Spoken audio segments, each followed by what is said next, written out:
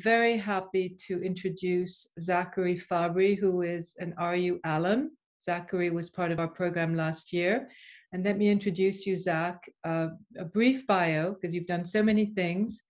So Zachary Fabri is an interdisciplinary artist engaged in lens-based media, language, systems, and the built environment, often complicating the boundaries of studio research, site-specific performance, and social practice.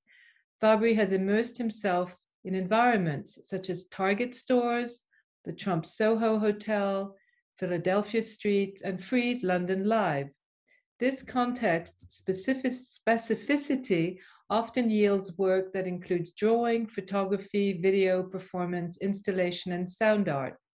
Fabri's work has been exhibited at Art in General, the Studio Museum in Harlem, El Museo del Barrio, the Walker Art Center, the Brooklyn Museum, the Barnes Foundation, and Performer. With the collective Dark Adaptive, he has collaborated in projects at the Museum of Modern Art, the Sharjah Biennial, and Pace Gallery. Thank you, Natalie, for such an amazing introduction to my practice. And also, I think that gives the audience a great understanding of my background, how I worked, and the different environments that I've immersed myself in, and the kind of engagement that I've been focusing on for the past 20 or so years. And I just want to say thank you to KODA and Residency Unlimited for putting this event together. And the title, as you know, it's Professional Development for Artists. This is an area that is sorely lacking in terms of artists across all media, and it's something that is not formalized. There's not a lot of information that's shared. It's definitely something that is not focused on in schools. So today for my talk, through my many years of experience, I hope to kind of share some insights in the information, and basically speak through my work as I've been going to different residencies over the years, and hope to kind of unpack the differences of the many different types of residencies as it relates to an artist's practice, and more specifically my practice. So let me share my screen just so I can show you some of the work, and just to kind of tell you a bit about the structure. I'm going to talk about very specific artist residencies that I've had the privilege to attend, and in so talking about those particular residencies, I'll show works that were made in that residency, and talk a little bit about that process, and also kind of speak to the type of residency that was. I wanted to share the list of residencies that I've been engaged in, and I think that just to give you an idea of my path and my journey, and because I'm not going to talk about every single residency or organization today, but just this gives you a chance to kind of understand where I've come from. So in 2009, I did the Workspace LMCC Workspace Lower Manhattan Cultural Council, and that's in New York City. 2010, Home Base 5, and that was in Berlin, Germany. 2010, Jardim Canada Art and Technology Center in Belo Horizonte, Brazil. 2011, Swing Space at Governor's Island, Lower Manhattan Cultural Council again. In 2013, I did the Skowhegan School of Painting and Sculpture. There was a very specific New York Foundation for the Arts Studio Residency Program, Winter Workspace in Wave Hill, Bronx, and Vermont Studio Center in Johnson, Vermont. So that was all in 2013. 2015, Smack Mellon Artist Studio Program in Brooklyn. 2016, it was a partnership of NIFA, the New York Foundation for the Arts, and the Chelsea College of Arts, University of Arts London in the UK. Also that year, I did the Fountainhead Residency in Miami, Florida. So that was 2016. Jumping forward to 2020, I had the privilege to attend the Institute for Electronic Arts, and which was their experimental projects residency in Alfred, New York. And in 2020, a year later, I was accepted into the Lighthouse Works residency on Fisher's Island, New York. Also that year, I was the performance artist in residence at the Real House. In the same year, I was in the NYC-based artist in residence for Residency Unlimited in New York City. And also 2021, I'm a recipient of the Brick Lab Video Art Residency. And lastly, in 2022, I'm currently a resident at the International Studio and Curatorial Program.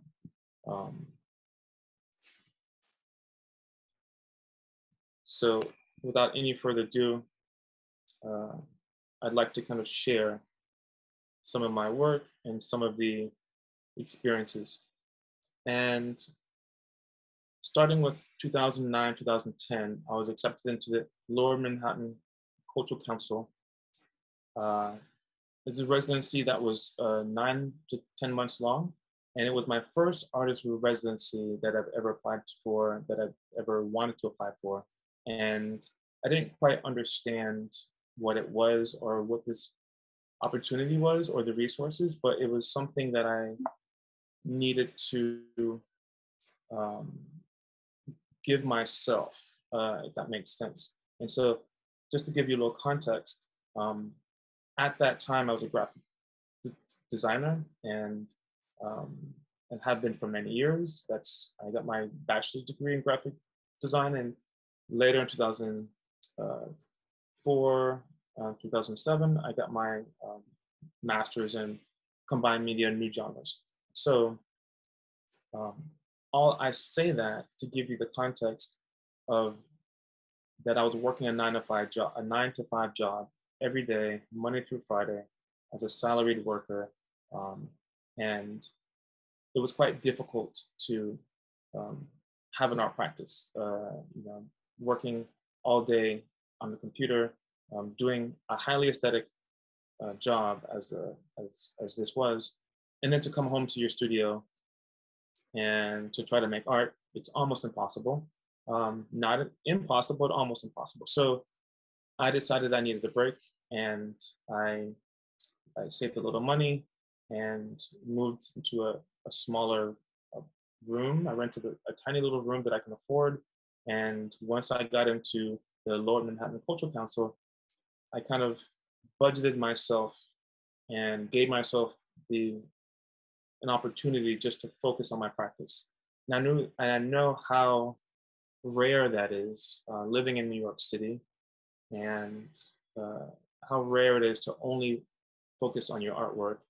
But it was something that was an urgent thing that I felt that if I didn't give myself the time and the energy, like allocate all my energy towards my practice, that I just wasn't sure what my future was, because working a 9 to 5 job and trying to do art on nights and weekends, I found that it wasn't sustainable.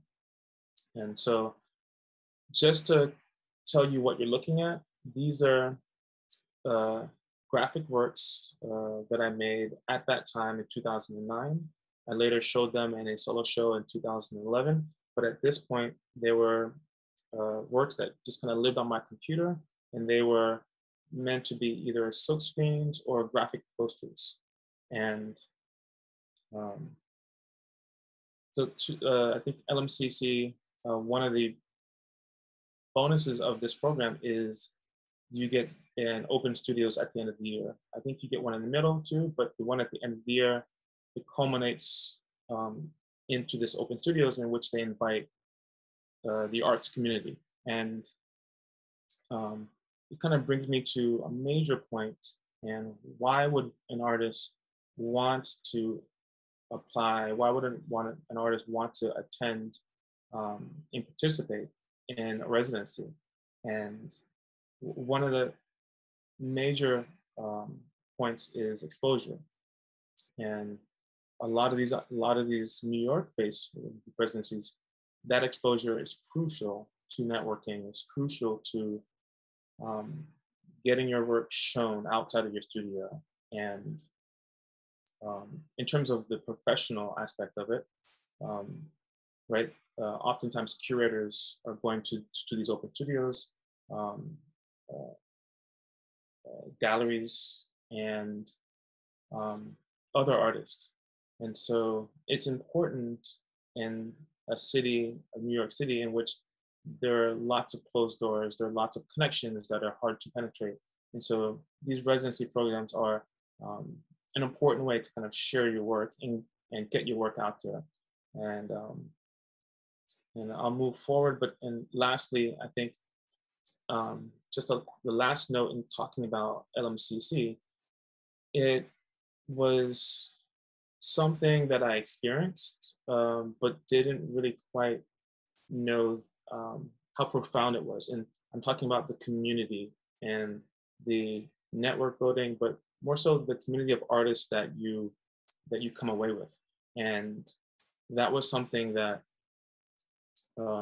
again, I kind of took it for granted because we were just hanging out with amazing, smart, talented artists. But going forward, you start to understand that your artist community is a vital factor in your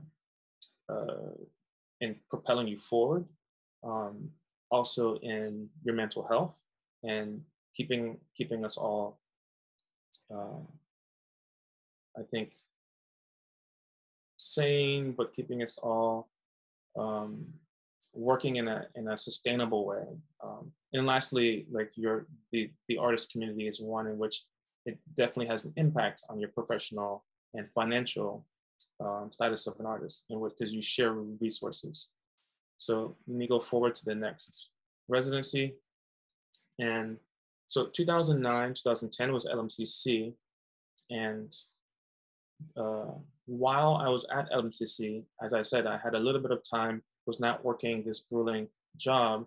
But during that time, I really found the capacity and the skill sets to create applications.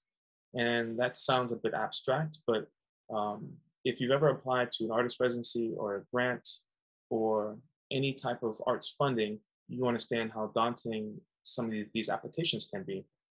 And I think my time during LMCC, it gave me the practice. And I think I applied to just a huge quantity of opportunities. Not all of them were residencies, some were grants, some were projects, but I think I learned and sharpened my skills in terms of like application writing during that time. And so that was 2010. And those are skills that I continue to refine and sharpen. But it's something that I didn't really understand the amount of work and the skill sets that come into play when you're writing an application. So this particular residency is in Brazil. It is the Jardim Canada Art and Technology Center in Belo Horizonte. And this was a partnership with Residency Unlimited and Jardim Canada, or JACA, the JACA. And so it was the first time I met Residency Unlimited and understood their network and how you can apply for opportunities through their network. And so I received this wonderful opportunity. I went to Brazil for 2 months and made a new project. And so another important aspect of residencies for me, but also people should kind of understand, not every residency is for every artist. And so it's really important, before you waste your time and pouring hours into writing a project proposal and gathering all your materials, to just stop and think, is this residency for me? How can it benefit my work? And is it something that will kind of, is it aligned with my practice and what I need right now, I think. And so this particular residency allowed me to make work that was very different. And up to this point, I was shooting a lot of video and doing a lot of performance for the camera. And so my practice at this point was relegated to the computer. And as I told you, I was a graphic designer for many years. And so, again, working as a graphic designer and then editing videos, my attention in my physical studio practice was always tethered to a laptop or computer setup. And so this residency, it was 2 months, and that 2 months allowed me enough time to figure out a new way of working that I felt was necessary to kind of like become more physical, more tactile, and again, engage with materials that I hadn't done since graduate school. And although I'm not describing or explaining these works, again, they're merely meant to kind of structure my talk.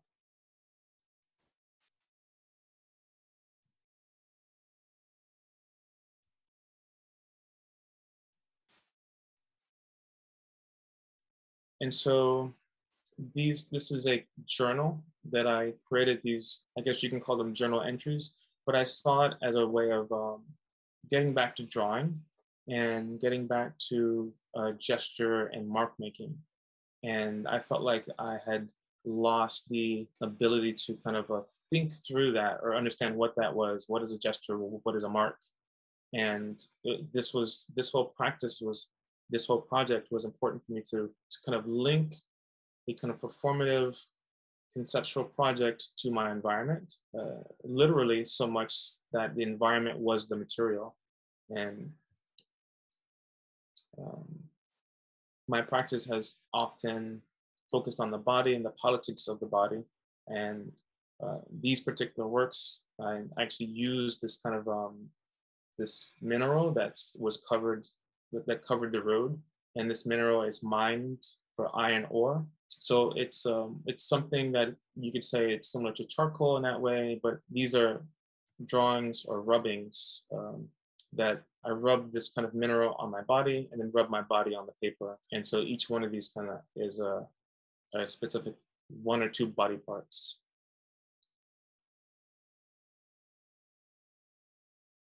This was one of the few times in which I used a camera to take a photograph.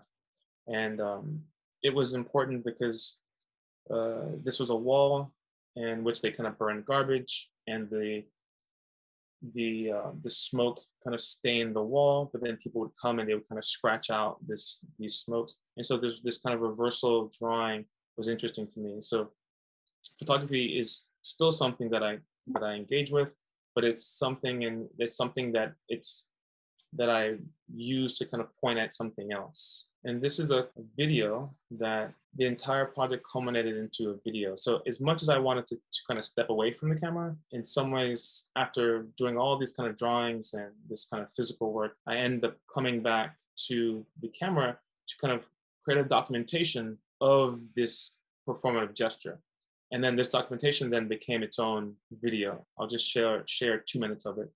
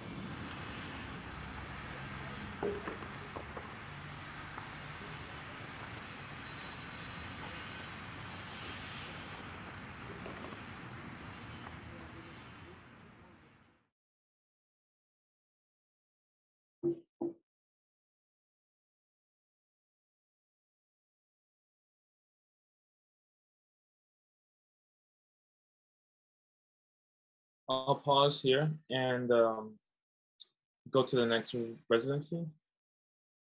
So this is 2010. The next residency is Skowhegan School of Painting and Sculpture, and this is 2013. So a 3-year gap. During that 3-year gap, I was teaching actually. I was teaching as an adjunct professor in City College in New York City in Harlem, and was trying to have a more sustainable, healthier work-life balance. And so, although I wasn't making the same amount of money as a 9-to-5 full-time graphic designer, I was doing something that I enjoy, and that's engaging with others in an academic and a social context, which is kind of teaching. And I enjoyed it a lot. I was only teaching 2 classes, but Skowhegan is a residency it's very competitive, and it's something that I'd applied to about 4 or 5 times. And so just to give you a little background, I applied to the Lower Manhattan Cultural Council one time, and I got in, I was accepted on the first time. And I thought, oh, this is just kind of how it is. You apply once, you apply the first time, you get in. But that wasn't the case. And so from 2010 until 2013, I was rejected by everything, and including Skowhegan. So I finally got into the Skowhegan School of Painting and Sculpture, which is in Maine. And at that point, I was about 37 years old. And which I mentioned the age because Skowhegan, I think the ages run between 23 when you kind of graduate from college to 40, early 40s.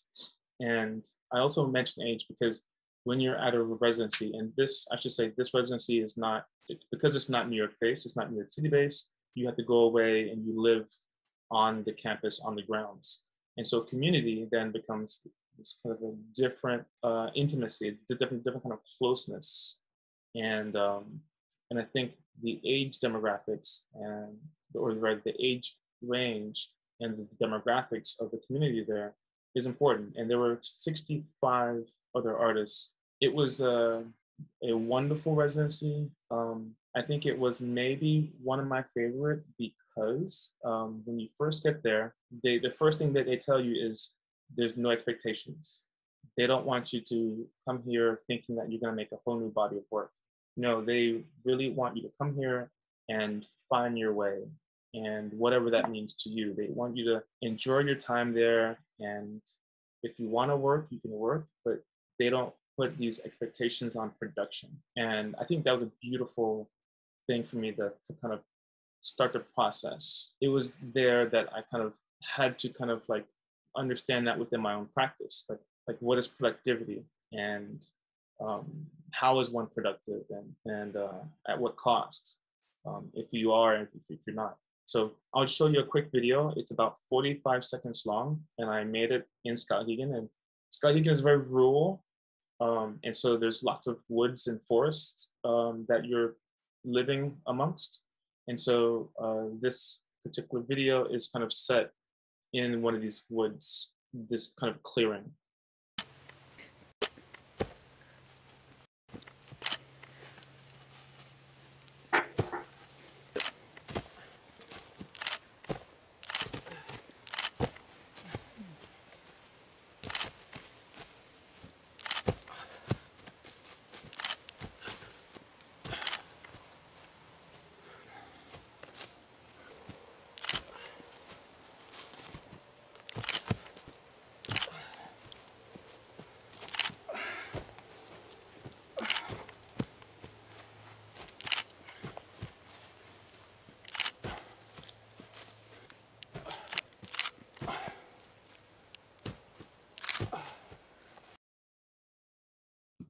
And if Skowhegan was, probably, if I'm saying if it's one of my favorites in terms of residency, it was also one of the most intense there was a kind of simultaneous kind of duality in terms of my experience there. And so intensity, not in a negative way, but just intensity because your experience, there's lots of energy that you're responding to and lots of information. So going forward, I did a residency in 2013 as well. And it was at the Vermont Studio Center in Johnson, Vermont. So yes, about, I'd say, a month later, finishing from Skowhegan and then going to Vermont Studio Center, I would say a month and a half later, it was a residency in which I applied to and I got in, but I did not want to do this residency directly after doing another residency. And so I kind of wanted to, finish Skowhegan, because Skowhegan is 9 weeks. And so I wanted to kind of like plug back into real life, plug back into like my friends who live in New York City, and to kind of also get a job because I was like broke. And when I left Skowhegan, so I had about like a month and a half to kind of scrounge together some money and honor this invitation. So also one other reason why I accepted this, because I applied to my studio center before and I was rejected. And then I applied again with the same work and I got in. I think in terms of applying to residencies, you have to understand that they have a panel. The panel often changes.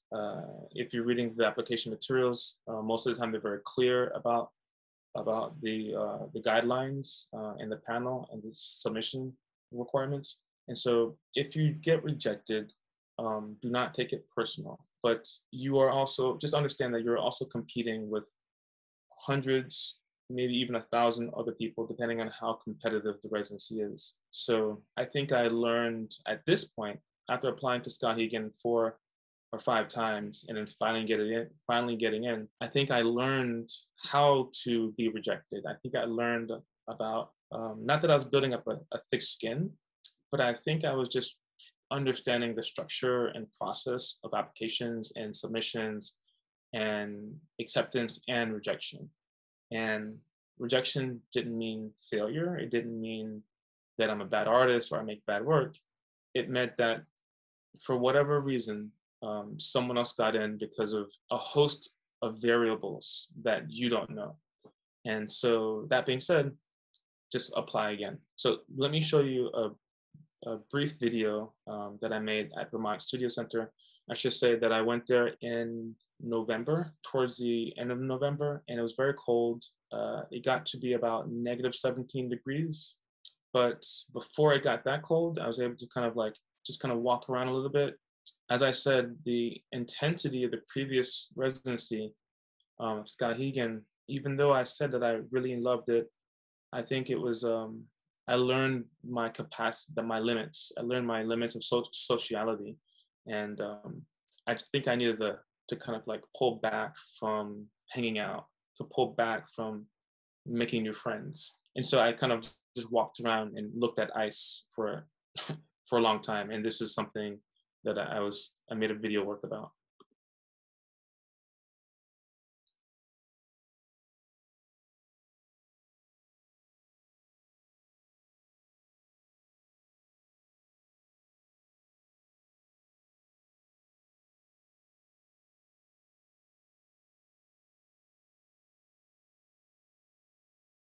And I think I made this work because it was something in which I needed something meditative, or something that was calming, and something about the shape of this piece of ice, something about the water.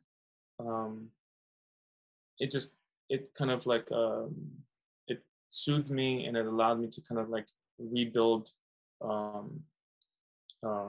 my capacity to kind of be with people again. And so I'll show you another work that I made at Vermont Studio Center. As I mentioned, it was very cold, and the studio that they gave me was amazing. It was nice. It was actually in the ceramic studio, which they call the Firehouse. But ironically, the Firehouse did not have the warmest heater, so the Firehouse was very cold. And so although I made work in the studio, but I feel like I spent most of my time at home. And so this is a video in which I made in this kind of very interesting and odd house that they let you stay in. And this is about a 2-minute excerpt of a video that is me staying home because my home was warmer than a studio. And like, what do you do when you're just home alone?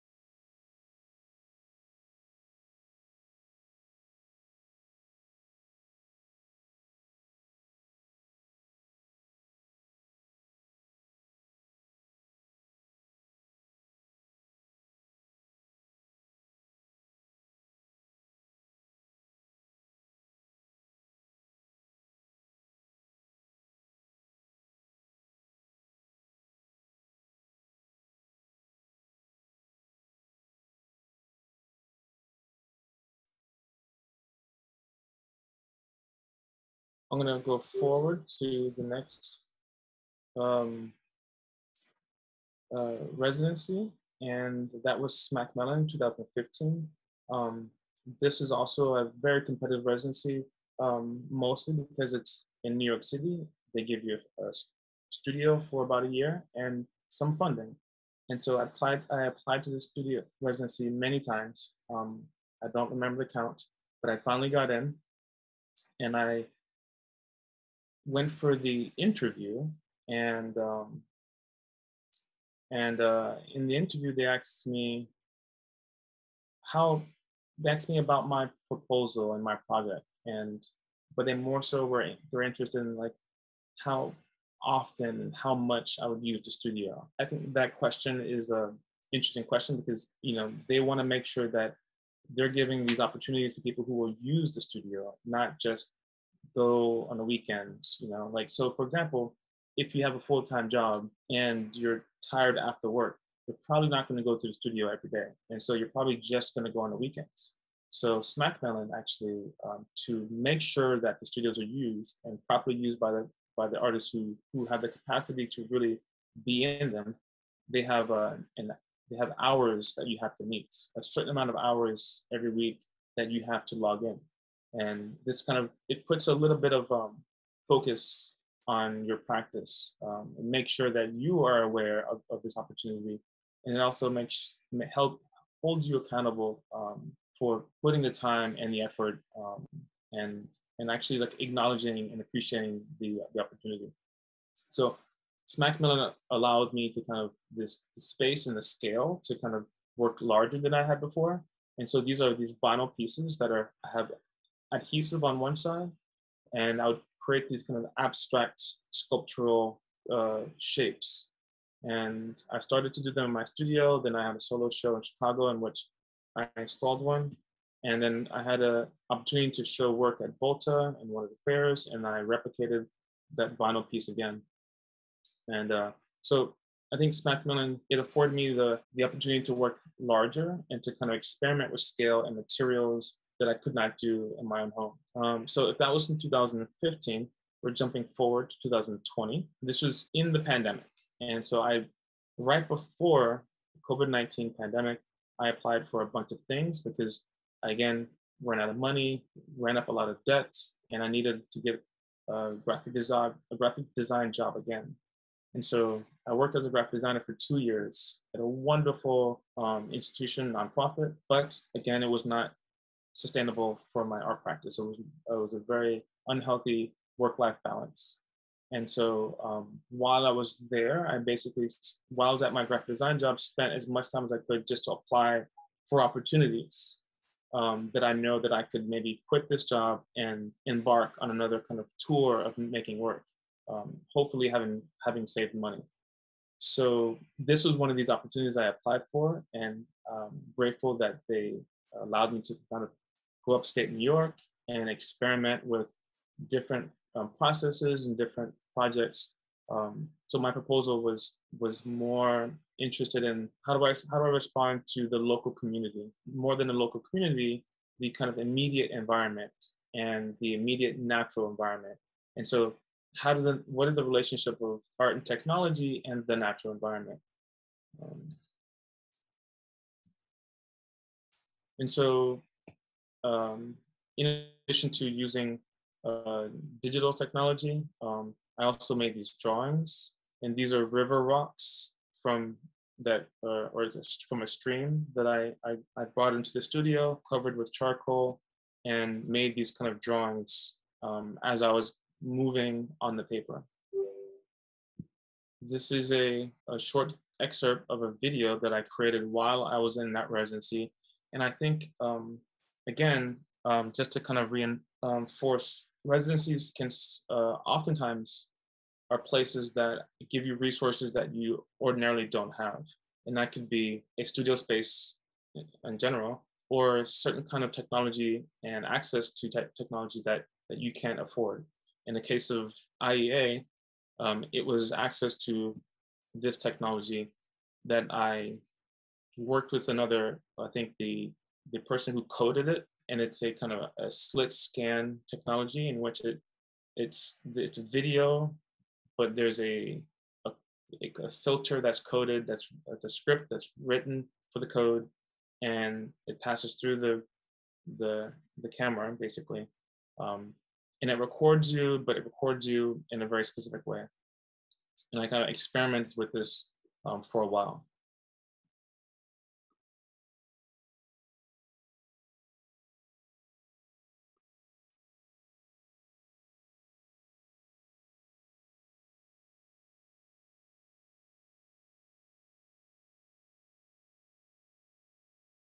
In the interest of time, I'm going to move forward to my next example.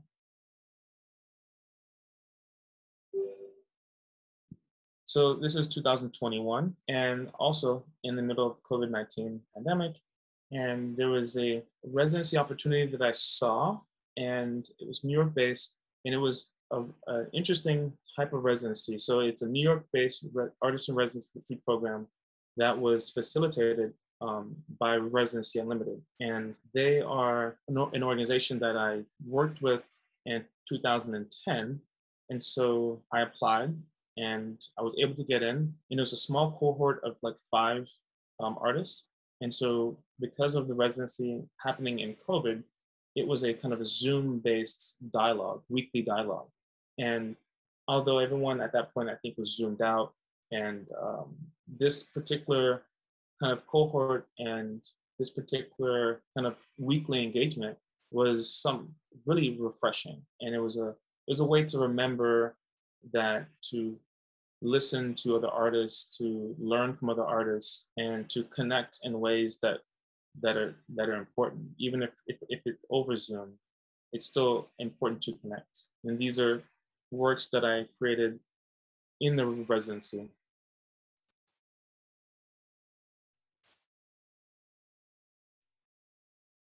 And now, coming to the end of my presentation, as you remember, those earlier text pieces that I created in 2009/2010, when I was at the LMCC residency program, those were digital, and the only thing I did with them was print them out 40 by 40 as inkjet prints.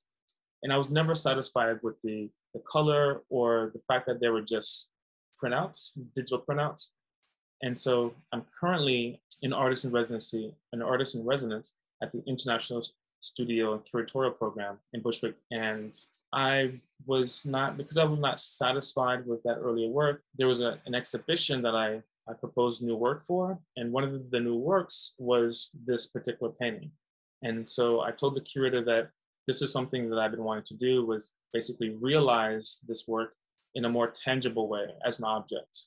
And so this is acrylic on canvas, stretched, and although I'm not a painter, I see these works.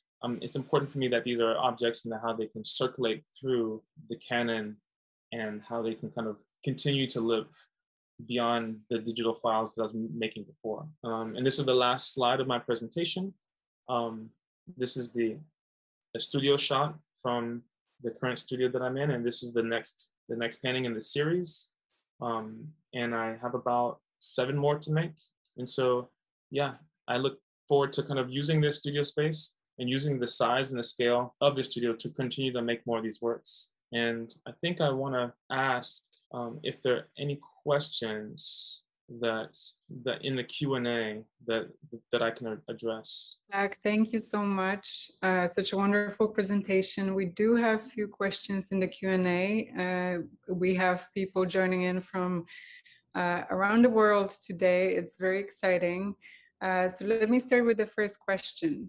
You spoke a little bit about the urgency of taking time to create and touched a little on the ambiguity of your future without set time. What is your advice to emerging artists who find themselves in the same situation, that is, attempting to juggle a life calling while paying bills? Yes, that is the ultimate question. So I think it is, as I think I mentioned, it's hard, but it's not impossible.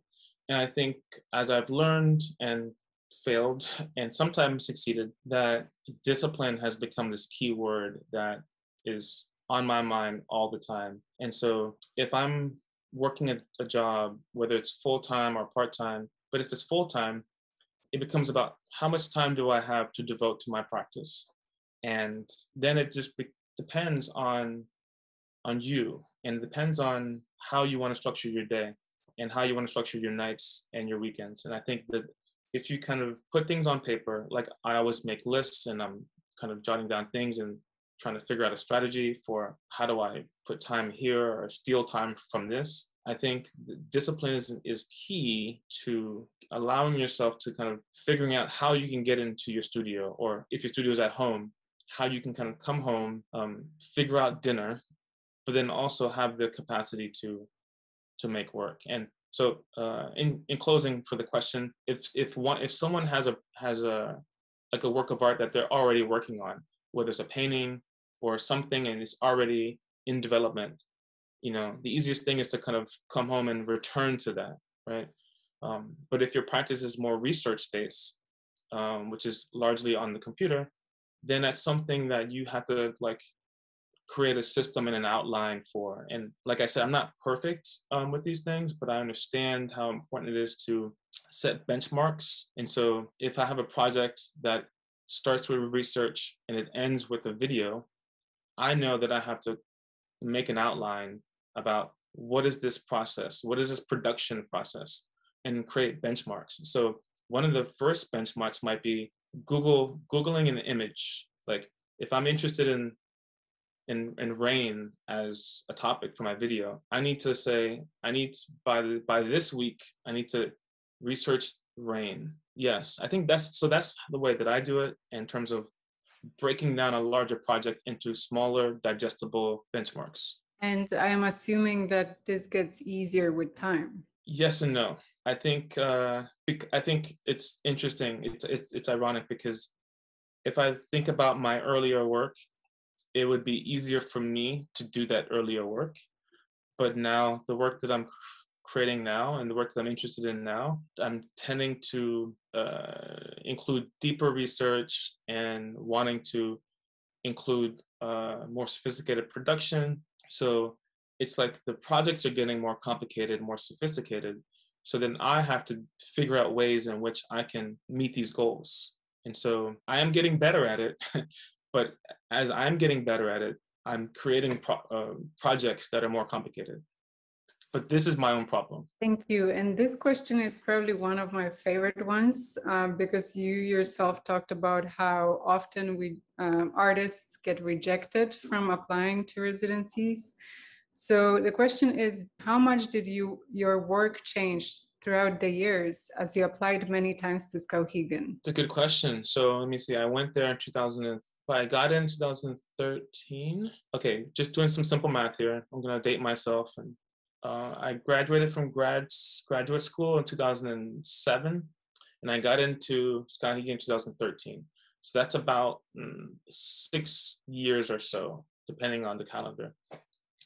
And I think when I graduated from grad school, I started to apply to Skowhegan immediately. And so the work that I was doing in graduate school that I finished with, yeah, it did change. It changed drastically, actually, from 2007 to 2012, 13. Like that was a kind of a big jump in my practice. And so you could say that it could be that the work got better, but also it could be that maybe that year or the years that I was applying, there were just other people who had better work, or not better work.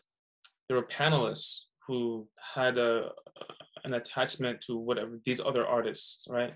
Because the panelists have their own bias and they have their own preferences for media and content and politics and subject matter. So maybe the work that I was applying with was maybe it was too young, maybe it was too kind of out of school, maybe it had that out of school look to it, and then maybe I needed that like 5 years to attain a little bit more maturity. And so again, there's a lot of variables and it's hard to say exactly, but I needed that time to, I think, grow. And so yeah, but then I went to Skowhegan with artists who were 23, and so not everyone needs this. So again, this kind of time, and my journey is my own. Zach, we have way more questions than we have time. I'll just ask the last question, and then hopefully maybe we can have some of your answers in writing. As we continue. Glad I was able to attend. Other than the connection with other artists and space, what do you feel are some of the most valuable resources put in place by the residencies? For example, studio visits, interest to public, professional advice, etc. This is a wonderful question, actually. And hi, Monica. I know Monica. Yes, I think that, as I stated, I think it's still, I think the number one thing for me, I guess, is the connection to other artists and exposure, and the studio visits and exposure. I think that is, in terms of like advancing your career professionally, that is the number one thing that has helped me get to like these next levels in my career. And so studio visits are a tricky thing. In and of themselves. We can have a whole event that's only talking about studio visits because the psychology around it is so complex. All that just to say that I've had wonderful studio visits that nothing came out of, right? And I've had weird studio visits that like in 2 weeks or a month, I get an email saying that they want to show my work somewhere. So you never know what the outcome of the studio visit is, but I think that it's important to talk about your work as an artist, to talk about your work to people who you don't know, and to get their feedback and to listen to them and to kind of like get their insight on the ideas that you're working with. Because some artists, maybe most, we work in a kind of isolation, and sure, we share with our friends, but it's really interesting to kind of share your work and talk about the content and the strategies that you're using with someone who you don't know, someone who has experience in the professional art world, who's visited other artists, whether it's a curator who's curating shows, a gallery owner who's selling work, a museum administrator. Yeah, I think that all of these different types of professional art workers really do give you great insight. And I think it's hard because of the ego attached to the work, and we're attached to our works. And so if it's possible to listen, to develop a listening skill so that you don't feel attacked, you don't feel like your confidence is kind of blown apart. But if you can kind of listen to what they're saying and just write it down, digest it later, it's very helpful.